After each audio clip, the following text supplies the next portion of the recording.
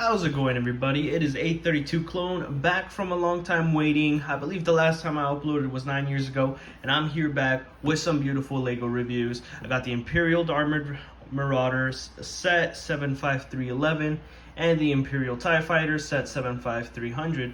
Alrighty, so I will summarize everything at the end of the video, but for the moment, let's get right into the review. So for the Imperial Armored Marauder, you get 4 decent minifigures, and this is part of the Mandalorian series. You get Grief Karga right over here, and 2 regular Stormtroopers, and 1 Stormtrooper, Mortar Trooper, I should say.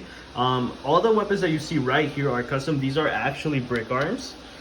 Oops. You got the beautiful Stormtrooper blaster right here. I bought these mainly because these were just higher definition, and you know, I just like having more, how do I say it, not more realistic. I just like having more definition for my minifigures. These are also the ones that I came in, and this is also a free one that I got. I bought these with Eclipse graphics. You can check them out. I believe the Minifig Co. also sells them as well, and some others. I've obviously bought a lot more of the Stormtrooper blasters. I got that one for free, and a Scout Trooper pistol, which I also have one for the TIE Fighter. But for the moment, let's go for the Imperial Armored Marauder. Long time, like I said, since I've done Lego reviews, and I really do like the fact that they brought back the old blaster pistols. I think years prior they were using the little nice blaster flicker. Some people like them. I was one of them that didn't.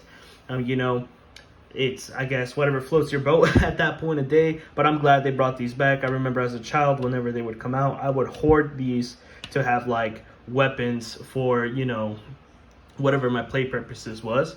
But you know, you got Grief Karga right over here, very nice. I like the design of it. I definitely like the fact that Lego started putting leg prints. I remember when they never did. You know, they're still kind of lacking in the arm department, but that's fine. I also like the back printing as well, pretty nice. You know, I thought that was pretty neat. The only thing is no back, no double faced, which that's okay. Sometimes I do like them, sometimes I don't. And what I did find interesting though was that all the Stormtroopers have different faces, which is something unique that I just saw. And when I first started building this set, I loved the fact that they started changing it differently. I remember when Stormtroopers used to have black heads on there, which is not that bad. I mean, I wouldn't really mind, but I like it how they started just putting, you know, different face printings and whatnot. Whoops, wrong person. Definitely makes the Legos a lot better, I would say. Gives you more definition instead of having like so many black, just regularly black blank faces on there. The only difference that I dislike from the newer Stormtroopers is the fact that you can't move their helmet left to right. I believe like the older Stormtroopers were a lot more, you were able to turn them, but I guess also with the new leg printing as well, which I definitely think this is neat. This is just an upgrade in my opinion. Still not a big fan of the helmets, but you know, it will do. And you know, the reason why I got this set was for the Mortar Trooper, which also came out with the Mandalorian series. I definitely like the yellow pauldron that they have there, just like the Sand Troopers, you know, and all the printing on there. This is definitely a unique fig, and eventually I'll be buying more of these sets just so I can have duplicates, you know, just so I have regular Stormtroopers and some Mortar Troopers on there just because I'm like them. But onto the Imperial Marauder. I definitely like what they've done with the design. Doesn't look as quite well as I remembered from the actual Mandalorian show, but I love the detail that they have, especially with the little cargo bays there. You know, like I said, I wasn't a huge fan of these for actual blasters, but as in just for cannons, I definitely do not mind them. They're pretty fun. The only problem that I have is that the pieces could get lost easily, and the studs are kind of sensitive, so you know, sometimes you can get them lost, and I believe I already lost 2 of those, but and whatnot. But I do like the fact that they have just so many doors. You know, you got one bay door there to access one minifigure. Definitely one of my favorite things. You know, you got the cargo hold, you got 2 other seats right there. I mean, try to fit some of the Stormtroopers in there. It's quite difficult from what I tried. Not my favorite thing. You know, but this is more for aesthetics than everything. And I do love the bay doors right here. This is probably one of my favorite designs that I've seen. You know, there is some dislikes and likes about this, I'm just stating, but yes, and especially the piloting seat. This is just, I love it. You got the little keyboard right there, the control panel, I should say, with the seat. And this one, I never really had any trouble with the Stormtroopers. As far as a play set, this is definitely good, you know, to play around with. Obviously the turret design, which right over here, I love. I think this is one of my favorites. Kind of wish that they just kind of added this for these as well, but you know, you also want some play features, which is shooting the stud launchers. You know, and obviously on the side you get more cargo hold. Definitely such a unique set. I do love it. I loved how when the Mandalorian came out, they just started posting a bunch of these, and now with the Obi-Wan Kenobi series ending, you know, future sets to go as well. The only complaint I really got is the motor.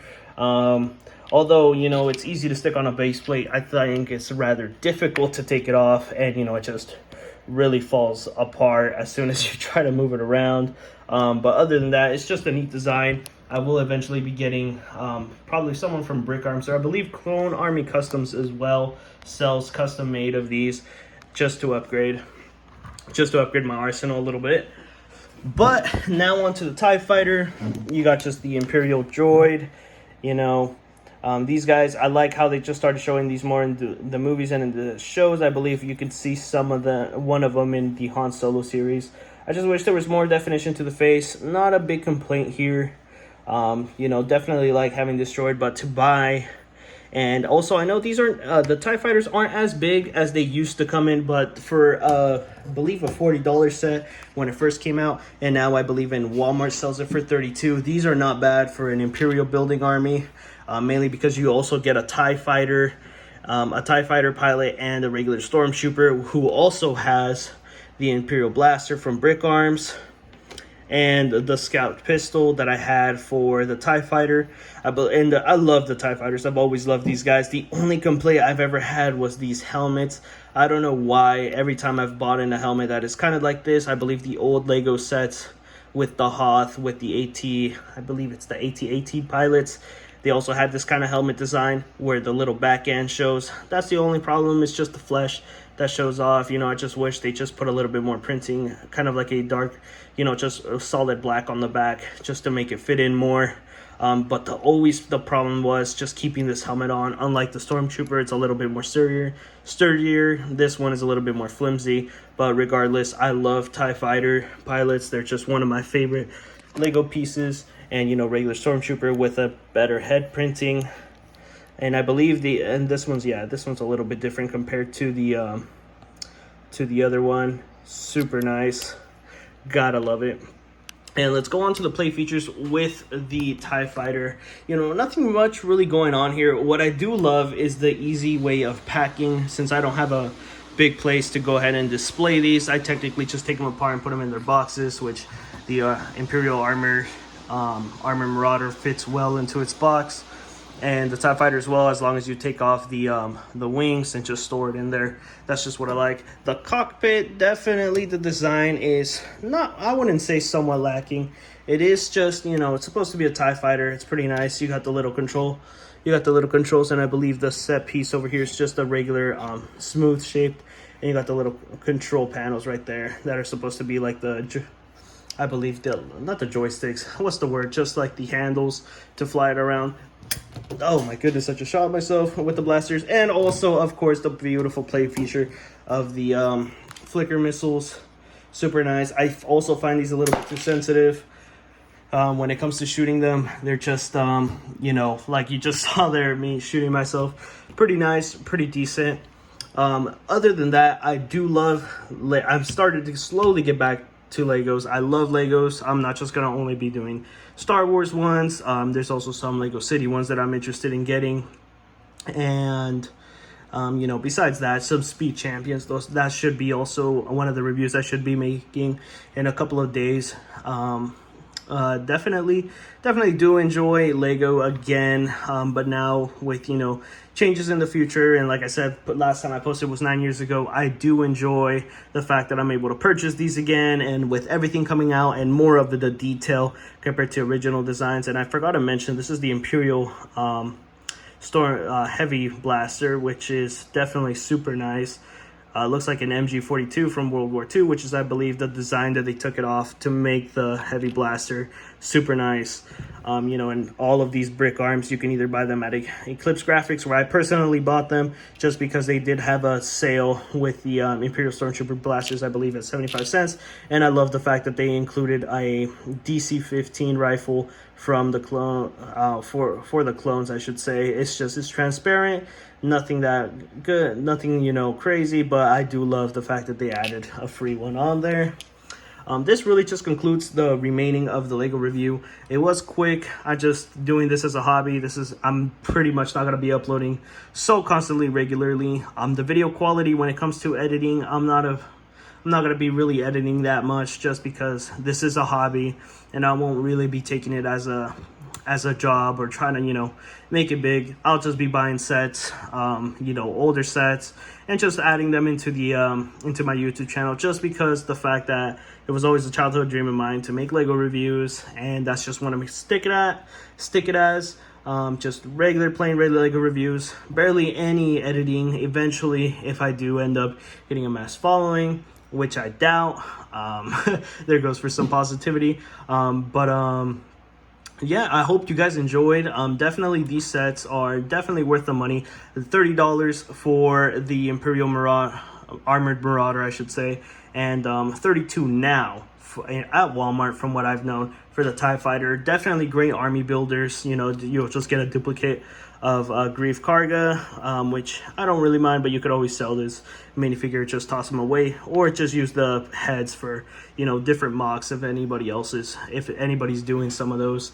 And especially my favorite thing is definitely the different detailing with the Stormtroopers, having, you know, different faces instead of a regular black head on there, a solid black, I should say. But this concludes the video. Thank you for watching. Hope you like and subscribe. And this is 832 Clones signing out.